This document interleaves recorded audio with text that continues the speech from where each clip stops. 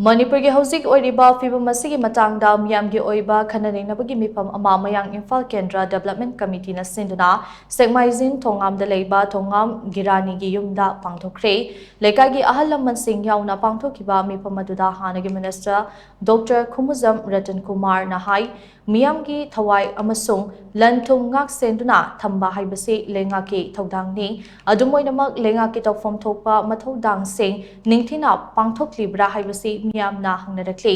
isagi iramdamda ningtamna chatpa haibase Indian Constitution na leibak asigi citizen khudingmakta piba hakni adubu lamdam masidade madugi ona tainaba oina thokli handak Sirolili Festival gi paw loba chakiba pawmi singna tongba MSC gi gari dagi Manipur haiba wahai adu muthatrabadi chatpe yaroi haina Central Force na athingba thamkibagi thong adugi marumda aronba agenda khara leire haibase ekoina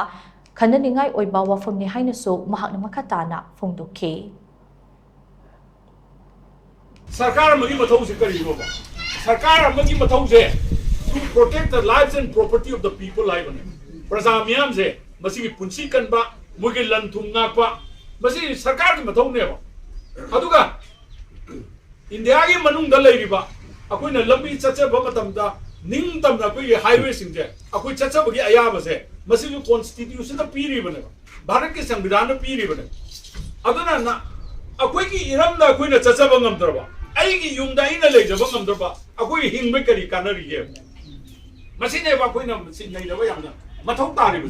adumang na ni madu gi pien da ba mayam tuna nan Sirolili chappa matamda journalist mayam ama yaw bus ta ba Manipur tha ba ya roi hai ba se masigi nunggi oi ba art se kari no hai ba se hangar ine adur ke di Manipur se lehin da ba pamba mioi khara leirabra hai ba tune